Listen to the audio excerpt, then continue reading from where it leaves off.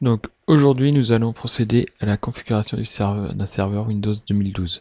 Donc pour cette première fois, ce que nous allons faire, nous allons configurer le serveur en local.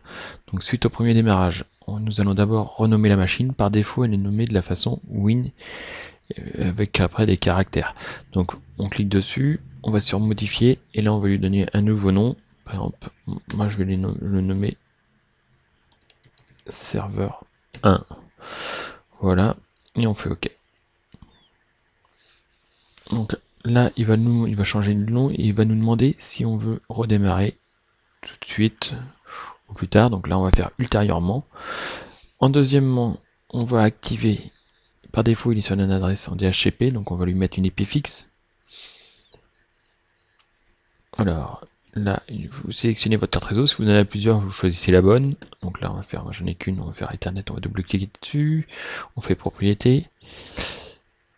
Ici, j'en profite au passage, je vais désactiver l'IPv6 car je ne l'utilise pas. Donc on fait OK et on va sur protocole TCP/IP4. On va propriété, on va modifier, mettre l'adresse en IP fixe. Donc pour moi,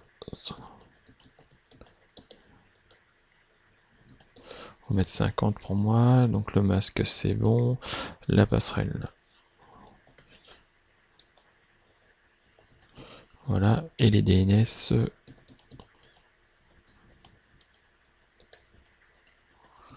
Voilà. Donc pour l'instant, je ne mets qu'un seul DNS. On va faire OK. On ferme.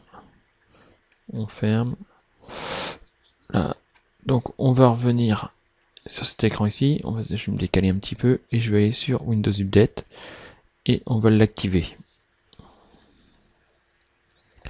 Alors on double-clique dessus. On arrive sur la configuration. Donc une fois que l'écran va s'afficher, nous allons pouvoir activer Windows Update. Alors je vous conseille fortement de le mettre en automatique et de forcer les mises à jour au début. Avant de lancer d'autres services sur ce serveur, je vous conseille fortement de tout mettre à jour le plus pour que tout soit bien mis. Donc on va aller sur moi je vais sur modifier les paramètres. Hop, et je vais faire ainsi mise à jour automatiquement. Voilà. Et je fais une mise à jour recommandée aussi. Moi je les coche. Après vous pouvez. Ceux-là sont moins importantes. On va faire OK.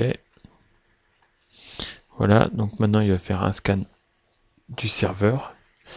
Et après il va mettre une mise à jour. Donc moi je vais faire comme ça, on va fermer. Voilà, donc on a mis Windows Update, ça c'est bon.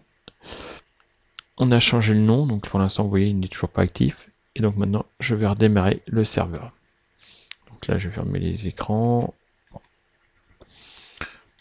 Donc Windows Update, je n'attends pas qu'il finisse, pour l'exemple. Alors dans la barre des charmes, on va faire paramètres, marche arrêt, redémarrer.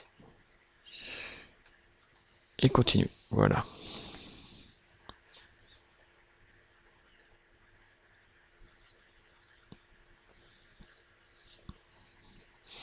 Donc là on va laisser le serveur redémarrer.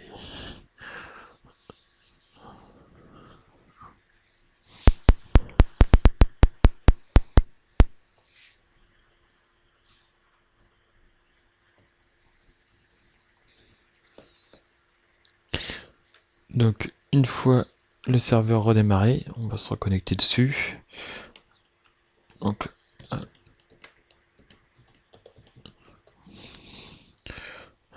là je vais relancer le gestionnaire de serveur et on va pouvoir constater que le nom de la machine a changé et que l'adresse IP a bien été modifiée également.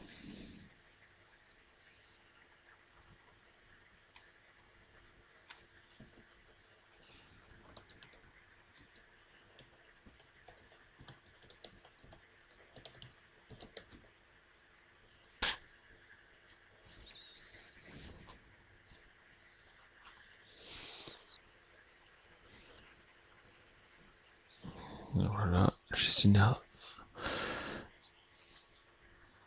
Donc on va aller sur le serveur local.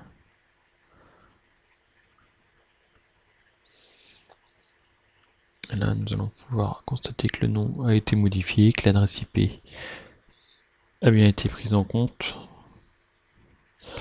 Alors, voilà, le nom de l'ordinateur, donc il l'a bien repassé en serveur 1. On va regarder la carte réseau, tant qu'il remonte les infos.